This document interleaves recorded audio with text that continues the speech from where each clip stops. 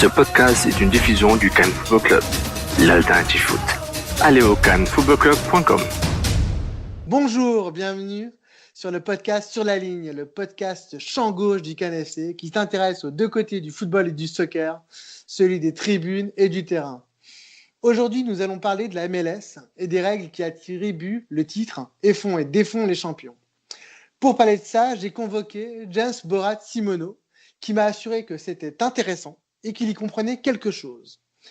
Et que le fait qu'il y comprenne quelque chose ne préjugeait en rien sur sa santé mentale. On le connaît, il est pertinent, impertinent et titulaire de l'excellent Bière, Borat et Rock'n'Roll qui parle de l'impact et parfois de foot international et de bière, le tout entrecoupé de morceaux de rock québécois. Le titre est donc Règles et déraisons, la MLS. Qu'est-ce que tu penses de ce titre, dis-moi?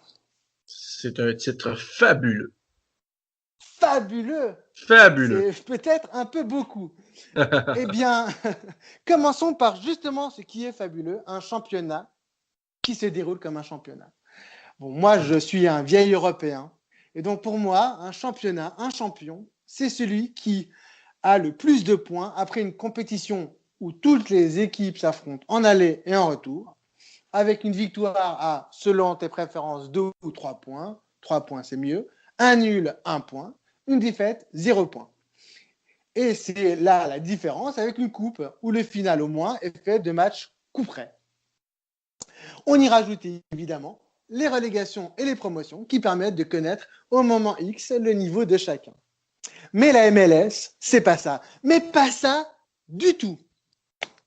Est-ce que tu peux nous rappeler le format actuel et nous parler du futur format?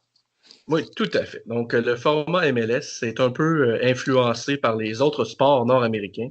Donc, constitue une saison régulière qu'on appelle, donc comme un championnat.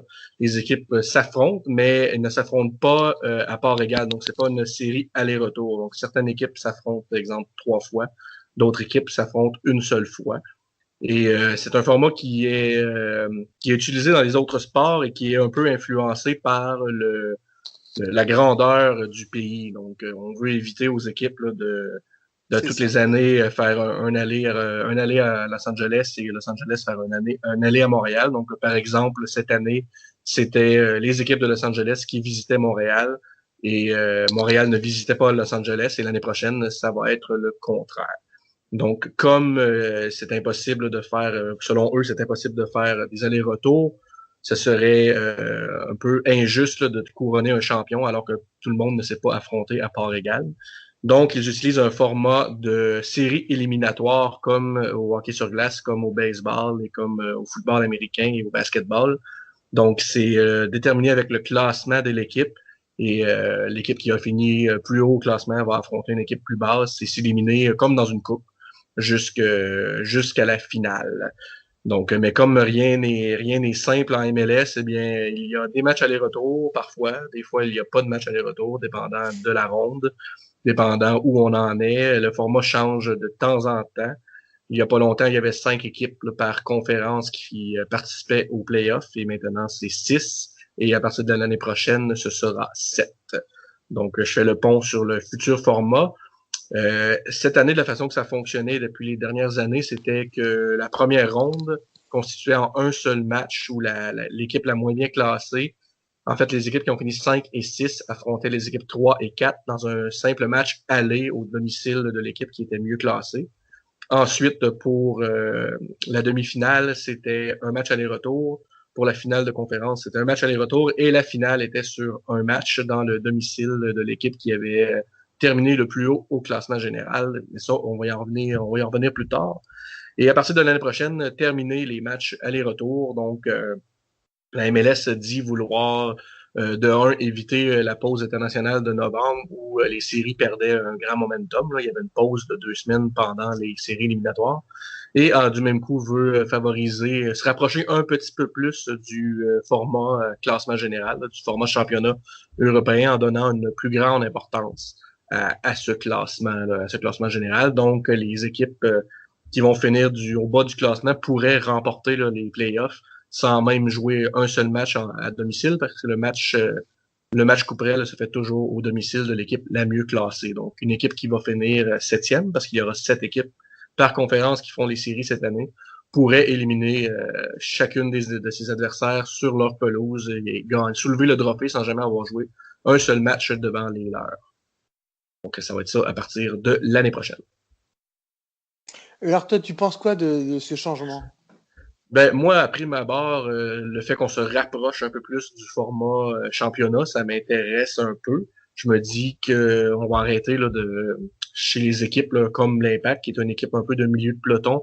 On va vouloir là, se forcer à tenter de finir plus haut, ce que l'Impact n'a jamais vraiment fait. Ça va limiter là, les chances d'équipes surprises de se rendre jusqu'en finale.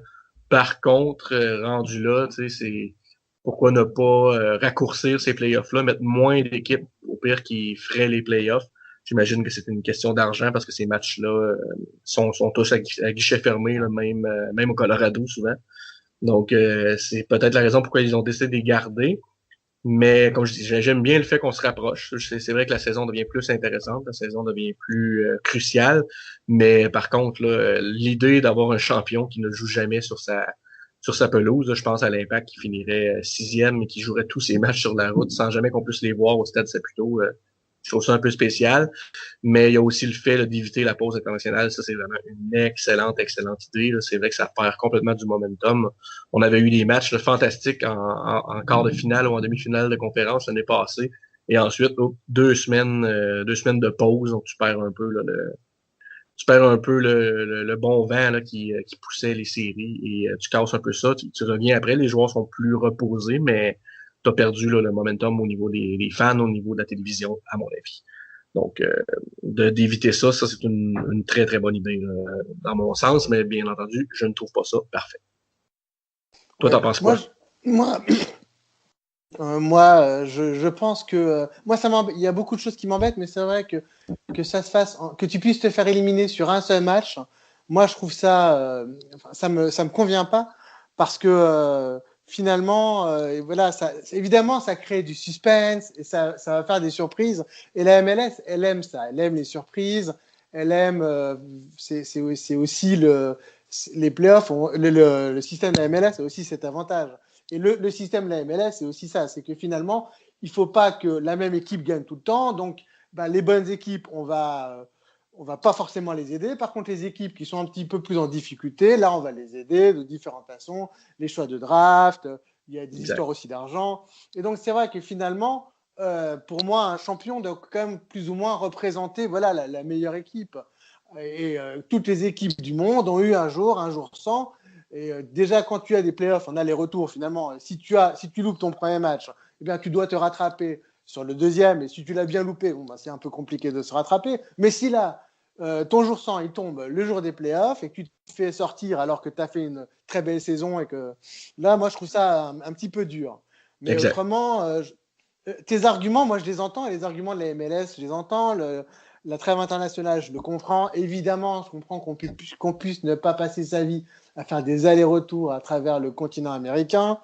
Je sais qu'en plus, les équipes ont un nombre limité de voyages en jet privé, qui prennent très souvent des avions de ligne. Ça fait partie aussi des choses que les joueurs européens regrettent et surtout, ça fait partie des choses qui les étonnent beaucoup. C'est vrai que très souvent, ils disent les conditions d'entraînement sont fabuleuses et puis finalement, évidemment, c'est fabuleux. Et puis un jour, la saison commence et on leur dit bon, on prend l'avion United Airlines à telle heure, on va faire la queue un peu avec tout le monde. Mais en même temps, c'est aussi ça doit avoir des avantages finalement de pouvoir croiser son équipe à l'aéroport. Mais bon, surtout sur des grandes distances, moi, je vois aussi un certain nombre d'inconvénients. Voilà. C'est ça. Moi, ça m'emmène aussi sur, c'est bien beau critiquer le format, il faut quand même lorsqu'on critique, avoir une alternative à proposer. Moi, ce que j'espère pour le futur de la MLS, en fait, c'est parce que le commissaire Don Garber a annoncé qu'il voulait encore une fois grossir le bassin d'équipe dans la ligue. Plusieurs voient ça comme quelque chose de pas bien. Je comprends pas trop pourquoi. Moi, pour ma part, je crois que le but ultime à atteindre dans ça, ce serait d'avoir suffisamment d'équipes pour faire deux conférences là, complètement séparées où les équipes ne s'affrontent pas, mis à Un part. peu comme au basket, c'est ça? Une conférence Est avec les équipes de l'Est et une Ouais, conférence Ouest. c'est ça. Ben, c'est déjà comme ça en MLS. Tu as déjà la conférence Est, la C'est ça, conférence ouais. Ouest. Bah oui. Tu joues plus de Ah, rencontres contre ton d'accord. équipe, contre ta Ah oui, conférence, d'accord, j'ai compris. mais tu joues quand même là, des matchs Mm. moi, ce que j'aimerais, c'est que, exemple, il y ait 40 équipes, parce qu'on s'entend que là, si la popularité du foot grandit aux États-Unis, il y a assez de marché pour avoir 40 équipes. Deux conférences de 20 équipes et tu couronnes un champion là, comme un championnat actuel, là, comme Mm. aller-retour avec seulement les équipes de ta conférence et les deux Mm. gagnants de chaque conférence s'affronteraient alors dans un aller-retour ou quelque chose de genre. Moi, ça serait le format là, que je verrais un jour. Je pense que c'est plus ce genre de choses-là qui va arriver que plutôt le format de relégation, mais ça, c'est le prochain point. Exactement. Ça, c'est le prochain point. Avant le prochain point, moi, je voulais juste faire une parallèle avec donc le système européen. Donc, le système européen, c'est des systèmes de championnat. Il y a un seul pays de football, ou grand pays de football, qui a fait une petite entorse, c'est la Belgique. La Belgique a un système étonnant. Il faut dire aussi que la Belgique est un pays étonnant, tu sais. Ouais. Donc, eux, ils ont décidé de faire deux mini-championnats. Donc, il y a un premier championnat où toutes les équipes s'affrontent et les meilleures équipes vont s'affronter dans un deuxième championnat. Alors, il y a des systèmes de points, enfin, c'est assez incompréhensible. Et à la fin de ce deuxième championnat, le gagnant de ce deuxième championnat sera champion de Belgique.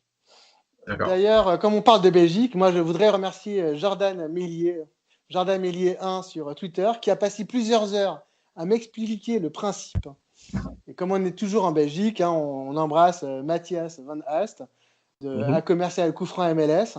Et j'embrasse aussi particulièrement mon copain Sacha Tavouderi, qui est un très fin analyste des championnats européens. Et comme tu sais, les Belges, ils connaissent le foot et ils sont experts indétrônables en bière. Voilà. Voilà. Donc, le système européen, ils ont aussi des inconvénients. La critique majeure qui est faite, c'est qu'à la fin du championnat, certaines équipes ne jouant plus ni les places qualificatives en Coupe d'Europe, ni la descente en division inférieure, ont tendance à faire des matchs mous et à offrir un spectacle affligeant. Donc, ce genre de choses arrive de plus en plus rarement en Ligue 1 parce qu'ils ont instauré un système de primes au classement sportif.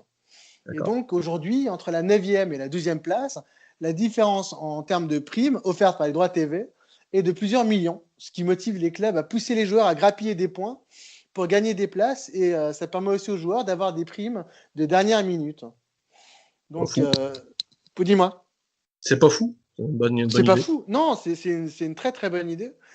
Et c'est vrai que ça change quand même beaucoup de choses. Et puis c'est vrai que parfois, les championnats, quand ils étaient serrés, ou les places qualificatives pour la Coupe d'Europe, quand ils étaient serrés, bah finalement, à la fin, c'était un peu faussé parce qu'il y avait des équipes qui ne jouaient plus. Et donc, ces équipes qui avaient fait chuter un certain nombre d'équipes, voilà, comme elles ne jouaient plus, se faisaient battre et il y avait des points faciles pour certains. Donc ça, c'est vrai que c'était un petit peu une grosse part d'injustice là-dedans. Donc tu l'as annoncé et tu l'auras.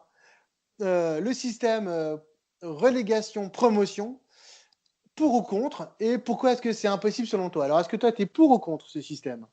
Moi, ultimement, je serais pour parce que je suis le foot depuis très longtemps et j'ai toujours été habitué là, à ce genre de format que j'aime beaucoup. Là. J'aime bien le fait de pouvoir avoir une équipe qui commence en division très inférieure et qui, au fil du temps, monte. J'aime aussi le fait que, contrairement au sport nord-américain, lorsque tu termines dernier, tu reçois une punition qui est de descendre dans l'autre championnat, contrairement à ici où on te félicite en te donnant des bons choix de draft. Exactement. Donc j'aime bien, je suis habitué à ça. C'est peut-être plus par habitude qui fait que j'aime. Par contre, je crois pour ma part que ça n'arrivera soit jamais en Amérique, soit dans vraiment très longtemps. Parce qu'ici, c'est trop... comment je pourrais dire? On est tellement ancré là, dans nos autres sports, dans notre façon de faire, que la plupart des équipes là, ne voudraient même pas embarquer dans un championnat comme ça. Et lorsqu'ils seraient relégués, les marchés sont pas assez ancrés pour que le fanbase suive l'équipe. Donc, une relégation pourrait souvent là, donner, je crois que ça arrive en Europe des fois là, qu'une relégation peut sonner le glas un peu d'une équipe qui va chuter ensuite de division en division, mais je crois qu'ici, là, de descendre en deuxième pour une équipe, exemple, comme le Columbus, ce serait la mort. Une équipe comme l'Impact de Montréal descendre en deuxième division, ce serait pratiquement la mort. On est trop, là, tout tourne trop autour de l'argent et du championnat majeur, là. Que ce soit les sports, une des grosses différences qu'on a ici pour nos autres sports, c'est que ce sont tous les plus grosses ligues de leurs sports respectifs au monde. Donc, on parle de le hockey, c'est la plus grosse ligue au monde, le basketball, c'est la plus grosse ligue, le football américain, etc. Le baseball, c'est la même chose. Donc, eux, les Américains, n'iront pas suivre les matchs du championnat de baseball de Cuba ou de la République dominicaine, même s'il y a du bon calibre, ça les intéresse pas. Ce qu'ils veulent, c'est le plus gros championnat. C'est la même affaire au hockey. Il y a un bon championnat en Russie. Et ici, les gens là, crachent là-dessus, sont pas habitués à ce qu'il y ait plusieurs bons championnats, ce qui est complètement différent au foot, où tu sais, t'as la première ligue qui, au niveau des écoutes, télé est au-dessus, mais au niveau calibre, on le voit avec la Ligue des champions. C'est loin d'être une domination. Tu as le championnat espagnol qui est très fort, le championnat italien, le championnat allemand, le championnat français. C'est plus répandu. On est plus habitué d'avoir plusieurs bons championnats et de couronner un champion là, intercontinental avec des coupes des champions, des trucs de genre. C'est des choses qui n'existent pas ici.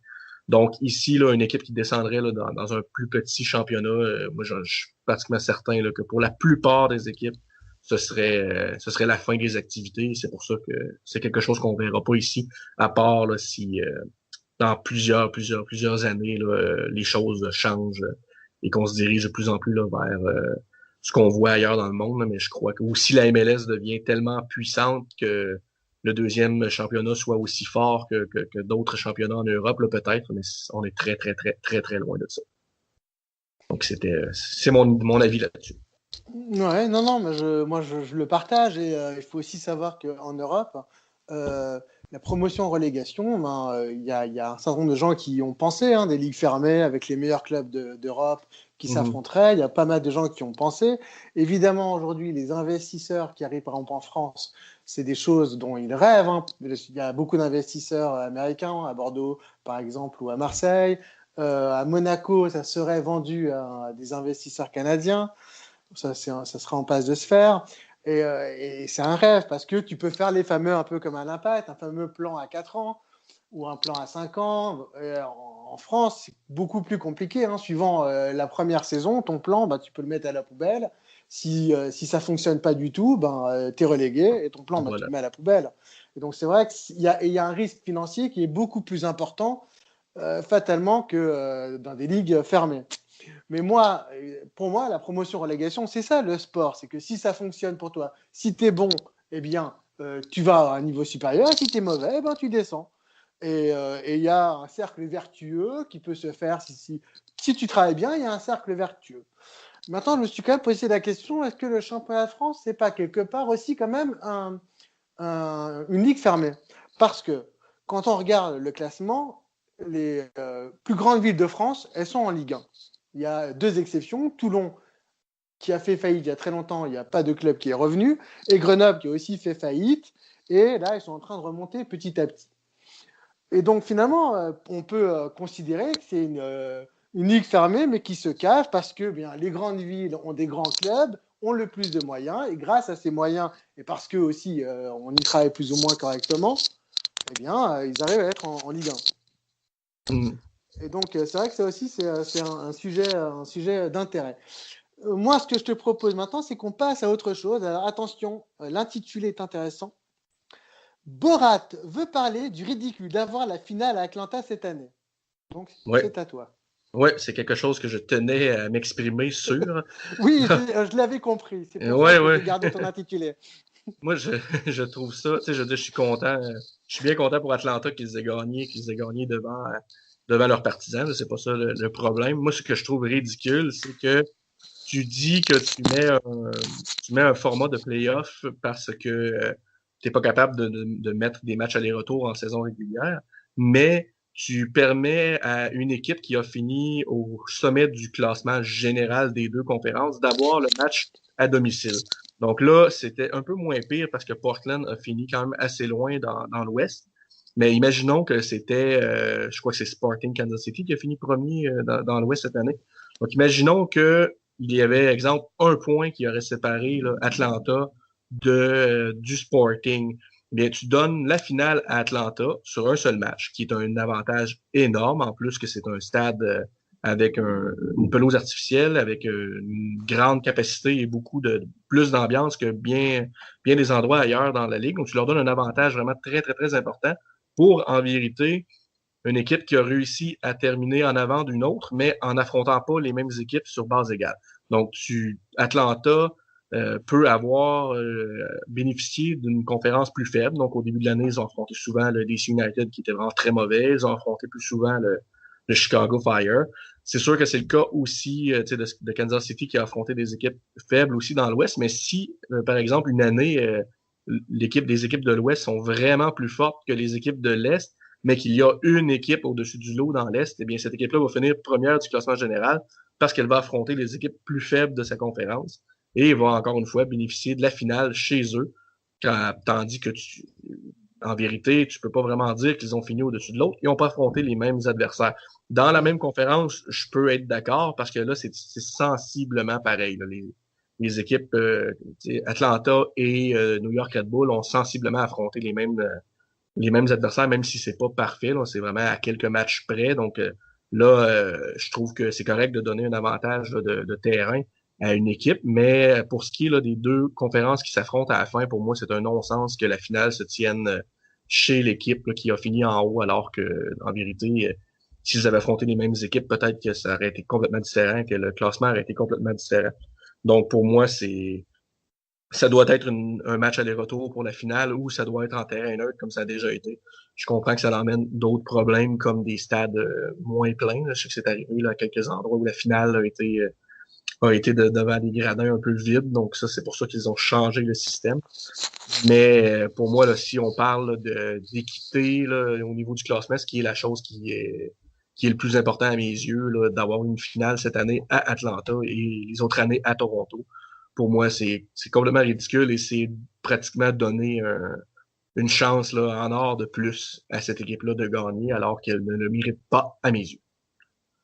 Je comprends, ouais, je suis tout à fait d'accord avec toi. Moi aussi, je serais plutôt pour une solution ou d'aller-retour, ou alors sur terrain neutre, ce qui peut aussi permettre finalement à des villes qui n'ont pas d'équipe MLS, par exemple, bien d'avoir du soccer de haut niveau, ou alors ce qui peut permettre finalement à chaque ville qui ont une équipe MLS de voir chacun son tour, hein, quelque Ben oui, c'est part. ça.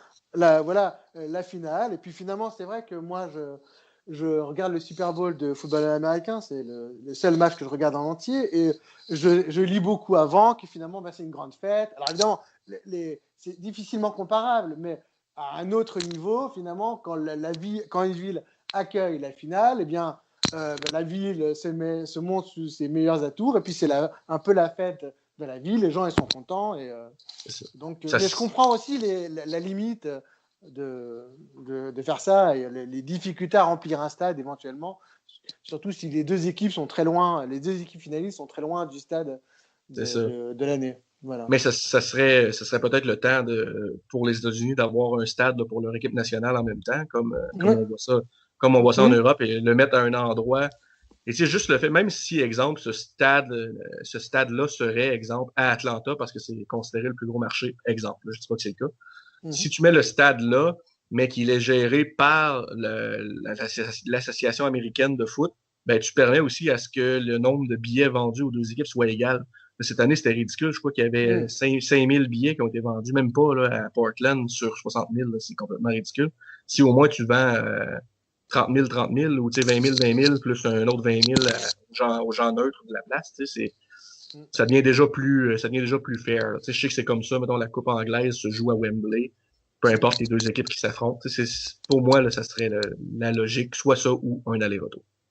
Ouais, non, c'est une bonne idée, hein, finalement, de proposer ça dans le stade national américain. Et puis, ça peut aussi permettre, finalement, si tous les billets ne sont pas vendus, outre la possibilité de couper le stade en deux avec la moitié-moitié ou 30% de n'importe où 30% d'ailleurs à 30% d'ailleurs. Ça peut aussi pas mal finalement d'inviter aussi des jeunes joueurs et des jeunes joueuses ou des enfants qui ont qui ont pas les moyens de voir Voilà. de voir du soccer. Non, c'est une bonne idée. Je vois là ton grand cœur, c'est merveilleux. Voilà. Exactement. Donc, moi, ce que je te propose, c'est de passer au prochain chapitre, l'instant impact. Boum! Boum. Et donc, on va commencer avec comment les nouvelles règles affectent l'impact. Et donc, on a parlé des règles, et toi, tu considères que ça va avoir, évidemment, ça va avoir un impact sur l'impact. Waouh, jeu de mots. Mhm. Ouais, hein, oh là là là là, j'ai mangé un clown à midi. Mhm. Quel impact ça peut avoir sur l'équipe de Montréal, dis-moi. Le clown que tu as mangé, c'est pas Laurent Simon, j'espère? Non, c'est pas Laurent Simon. Non, non, non. Non, c'est pas Laurent Simon. Je veux pas avoir des embrouilles avec Diana. Diana, La- je te salue. Je t'embrasse pas. Laurent est trop costaud. Je te salue. Dis-moi. Ouais, ben moi je pense que ici, là, ça va vraiment donner quand même un dur coup là, à l'impact de ce nouveau format-là, parce que ça ne sera plus suffisant là, de viser la quatrième place, de viser la cinquième, de viser la sixième et d'espérer là, surprendre une équipe et ensuite là, tu es en aller-retour, donc tout peut arriver. Ça va forcer l'impact à se tenir au moins dans le top 4, mettons, hein, top 3, top 4. Et là, quand on sait que dans l'Est, le top 3 est occupé souvent par Toronto, New York City, Atlanta et New York Red Bulls qui ont soit des moyens beaucoup plus faramineux que l'impact ou on soit un système là, qui les avantage et qui est impliqué, qui est implanté depuis beaucoup plus longtemps que l'impact, je pense au Red Bull. Donc, c'est certain que percer ce top 4-là sur un classement général pour l'impact, ça va être difficile. On se rappelle, il y a quelques années, l'Impact avait surpris là, le New York Red Bulls dans un match aller-retour. Ça, je crois que c'est des choses qui peuvent arriver.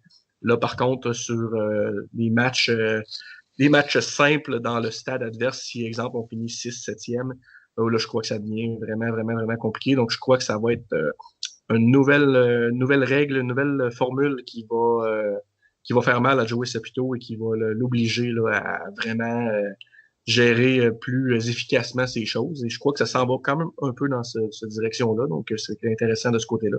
Mais sur un classement général, là, sur une saison de 8-9 mois, finir devant les 4 équipes là, que j'ai nommées, puis ça, c'est sans compter Columbus et d'autres bonnes équipes, là, ça va être très compliqué pour l'Impact et c'est un format qui pour l'instant là, est négatif là, pour les fans de l'Impact, qui ne voient que par les lunettes de leur équipe. Là.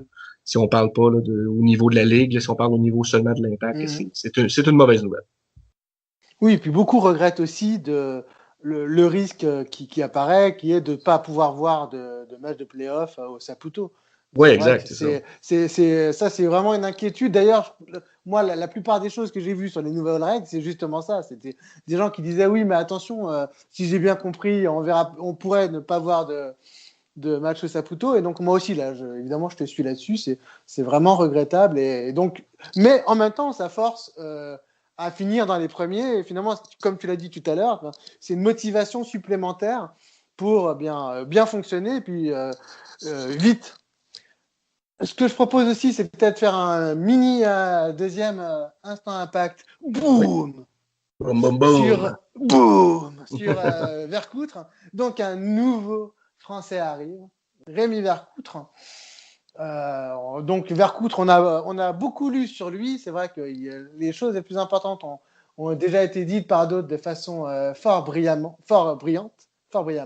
Mm-hmm. Moi, la seule chose que je voulais éventuellement indiquer, j'en ai parlé avec Thiago Jasekniak, qui est toujours très très bien introduit et très au courant.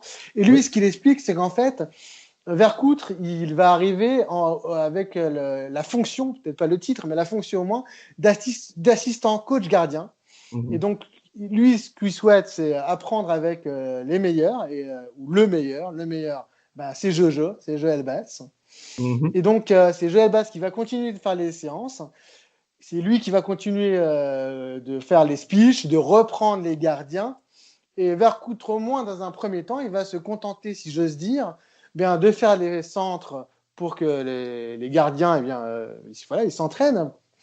de faire les frappes. Et donc voilà, il va pas faire le côté théorique de l'exercice, mais il va juste faire la pratique, quoi. Il va frapper dans la balle. C'est vrai qu'on a dit que finalement, Vercout, c'est étonnant qu'il vienne. Il vient d'arrêter sa carrière. Il a commencé une carrière de consultant, mais je crois que comme beaucoup d'autres footballeurs, le terrain lui manque. C'est vrai que souvent, on voit après la retraite, les terrains, pour beaucoup, il manque quoi. L'odeur du gazon, être dans un groupe. Finalement, c'est aussi des gens qui n'ont connu que ça. Hein. Ils ont eu une carrière... le football a été le centre de leur vie depuis qu'ils ont 12, 13, 14 ans. Et c'est changer de vie à ce point-là, c'est parfois compliqué. Et puis là, il a eu l'opportunité finalement de pouvoir apprendre avec le meilleur. Et bien, il l'a saisi, il a bien raison. Est-ce que toi, tu as peut-être un mot à dire sur Vercoutre ou un espoir, une inquiétude? Moi, j'étais pas au courant et je ne le connais pas. Non, c'est une blague. Non, non, je pense que c'est une bonne chose. Là. On a appris là, que Joël avait de la difficulté là, avec ses genoux et des trucs du genre Voilà, à faire certains exercices. Et veut pas, il ne coachera pas éternellement non plus les gardiens. Donc, d'avoir un gardien en plus qu'il connaît très bien, on s'entend là-dessus. Voilà, c'est ça, ils se connaissent bien, ils s'entendent bien. Ils ont Voilà. les mêmes ils ont beaucoup travaillé ensemble. C'est vrai que Vercoutre, il a un petit peu mis sa carrière personnelle entre parenthèses en acceptant de devenir le numéro 2 à Lyon. Il s'est construit un palmarès extraordinaire, mais auquel il a finalement peu contribué sur le terrain, dans les buts. Mais, et donc, quand on est deuxième gardien, c'est vrai que c'est aussi déjà une part du travail, finalement, d'être à côté du gardien, de faire des frappes, de se mettre un petit peu, si je veux dire, à son service. Donc, il va continuer. Moi, je trouve que c'est vachement bien et donc, ça devrait bien fonctionner. Ouais, la seule mauvaise nouvelle, c'est pour les arbitres de la MLS. Ah oui, alors là, les arbitres de la MLS. Ils vont doublement payer. Ah ouais, là, franchement. Et puis bon, en plus, c'est pas un petit format, un Vercoutre. Non, Et ça va être savoureux. Et puis, il se tait assez peu. Donc bon, peut-être qu'il va les insulter en français, peu comprendront. Mais je crois qu'il a l'œil tellement noir qu'ils n'auront pas besoin de traduction, quoi. Hein. Ils devraient assez vite comprendre qu'on les traite de noms d'oiseaux. Voilà. Bon, il va se calmer. Enfin, on peut quand même espérer qu'il passe pas toute sa vie dans les tribunes ou banni à vie avec un boulet. Donc, j'ai décidé de rajouter une partie que j'ai appelée, en toute modestie, l'Alex commercial. Mm-hmm. Voilà, en toute modestie, hein, où j'ai décidé qu'on mettrait chacun en valeur un tweetos soccer. Est-ce que tu as un tweetos soccer à mettre en valeur? Un compte moi, ça va. nous proposer. Ouais, moi, ça va être quelqu'un un peu à mon image, donc quelqu'un qui utilise beaucoup l'humour pour véhiculer ses messages. Donc, je vous conseille fortement de suivre Curtis Larsouille sur Twitter, donc @BloodyUDal, donc Bloody avec un U et ensuite D-A-L-L. Donc, c'est vraiment quelqu'un de savoureux. C'est un Français qui demeure à Montréal. Je l'ai rencontré à quelques occasions, vraiment très sympathique. Et très dans des pubs, disons la vérité, tu l'as au stade et dans les pubs. Voilà. D'accord. Oui, non, là, je suis tout à fait avec toi, son savoureux. Et puis, il a une vraie connaissance, outre l'humour, il y a une vraie connaissance football. Exact. Et c'en est encore que plus intéressant. Moi, je propose quelqu'un d'un petit peu plus sérieux. Il manie moins l'humour, c'est Vincent Duluc, donc à commercial Vincent Duluc, D-U-L-U-C. De toute façon, je vais tweeter avec le lien vers le podcast toutes les références. Si vous faut une référence, n'hésitez pas à la demander. Et donc lui, c'est un journaliste football du quotidien et magazine français de référence sur le sport, L'Équipe. Il est brillant, fin analyste, et il a une qualité d'écriture rare, hein, puisqu'il est aussi auteur de romans.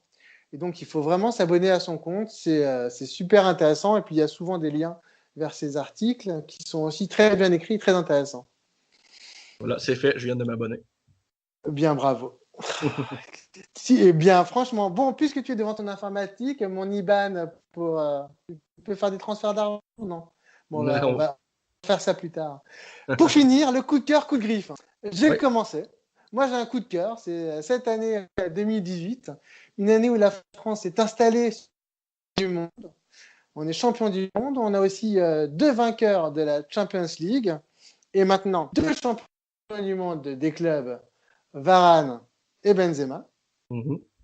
On a le coach champion du monde est aussi français, Deschamps, champion du monde des équipes nationales. Et le vainqueur de la Ligue des Champions, c'est Zidane, encore un Français. Et puis aussi un petit hommage au staff français qui a travaillé, moi je considère, à l'Impact avec sérieux, passion, humilité et honnêteté. Tu as quelque chose à rajouter là-dessus? Non, deux excellents choix. C'est vrai, j'ai suivi moi aussi le parcours des Français et j'ai célébré avec vous de mon côté de l'Atlantique. Parfait. Parfait. Est-ce que toi, tu as un coup de cœur, coup de griffe? Alors, tu m'as dit que tu souhaitais suivre la jurisprudence Mathieu Lemay. Et donc, tu en as plusieurs. Alors, veuillez quand même noter que les intervenants français respectent la règle. Ton coup de griffe, le premier, c'est les comportements du passé. Oui, exactement. Dis-moi. Donc, multiples comportements qui refusent de changer. Donc, on pense là, en 2018 aux fans de River Plate qui ont bombardé l'autobus de Boca Junior. Ce genre de comportement qui ne devrait plus exister dans le foot et qui a gâché la finale.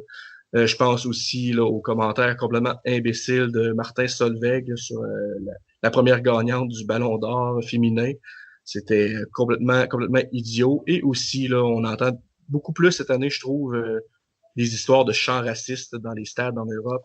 Et ça aussi, là, c'est quelque chose qui devrait être fini depuis les années 30 là, et qui perdure et qui parfois revient un peu plus fort, repart. Et ça devrait disparaître à jamais. Donc, c'est mon gros coup de griffe de gros tigre géant. Ah, OK. Tu avais aussi un coup de cœur, il me semble, sur Ouais. Liverpool et Jürgen Klopp. Ouais, exactement. Mon coup de cœur, c'est Jürgen Klopp qui m'a ramené au bercail. J'avais un peu décroché de Liverpool, surtout avec la présence de Luis Suarez, qui est un joueur que je déteste profondément. Donc, le voir là, dans mon équipe mordre des adversaires, ça m'horripilait et j'avais un peu décroché. Par la suite, là, c'était un peu n'importe quoi. Et depuis le retour de Klopp, là, même avant qu'ils aient des bonnes saisons, là, juste de le voir derrière, c'est mon coach préféré là, en Europe actuellement. Je le trouve complètement débile et rafraîchissant, ce gars-là. Et donc, de le voir dans mon club, ça m'a ramené et j'ai recommencé à écouter pratiquement là, tous les matchs de Liverpool. Et vraiment, j'aime beaucoup ce monsieur. Non, je comprends. Moi aussi, je l'apprécie particulièrement. C'est la nouvelle génération de coachs. Oui, Les coachs câlineurs, les coachs qui sont en empathie, un peu comme Zidane ou oui, Jürgen Tourelle au PSG. Et je suis d'accord avec toi. Il est vraiment sympathique. Et puis, il parle de foot, quoi. oui, Il explique, il est pédagogue. Et puis, il est toujours souriant. Moi aussi, je l'apprécie vraiment. Et bien, sur cette note ultra positive, je oui. voudrais te remercier pour ce superbe podcast. Tu m'as expliqué plein de choses. C'était compréhensible. Bravo. Je Merci à toi de valide. m'avoir invité, comme d'habitude. Merci beaucoup. Et vraiment, toujours apprécié de venir te jaser et Eh bien, n'importe quand. j'espère que tu reviendras sur la ligne. Oui, Évidemment, je vous rappelle ton A commercial, James Simoneau, James Simoneau. Donc, il faut évidemment écouter tes podcasts. Le dernier est un très bon bilan de la saison de l'Impact, fait à oui. partir des avis de tes followers avertis. Voilà. Merci évidemment aussi au CanFC d'accueillir le podcast. Abonnez-vous à tous les podcasts qui sont dispo sur les plateformes. Oula, Can Food Club, plus au compte Oui, Twitter à commercial Can Food Club. Vous pourrez aussi suivre l'actu du soccer et des podcasts. Et en particulier, vous pouvez écouter le dernier podcast de Soccer Local Point de Match, qui est vraiment super sympa et moi que je recommande. Donc, n'hésitez évidemment pas à me donner votre avis, à poser des questions, à rebondir sur le podcast Il est mou, ça fait pas mal. Pour cela, mon Twitter, à commercial, Monsieur Foot de Foot, MRFOOTDEFOOT. Et pour conclure, comme de tradition, je salue et j'embrasse mon fils Adrien. Et toi, est-ce que tu as quelqu'un embrassé ou quelques-uns embrassés? moi, ben, j'embrasse mes enfants et ma femme qui est actuellement là, sur le dos dans son lit. Et je remercie aussi ma mère surveiller les enfants pendant que je te parle. Donc, sinon, ça aurait été impossible. Je remercie ta maman et j'embrasse tout le monde. Voilà. À bientôt. Salut. Bientôt, salut. The outcome of Brexit may not be certain, but one thing is clear. Your business could face serious challenges. Enterprise Ireland's wide range of supports will help you plan, innovate, compete, and diversify. Speak to your Enterprise Ireland Development Advisor or visit prepareforbrexit.ie, an initiative of the Government of Ireland.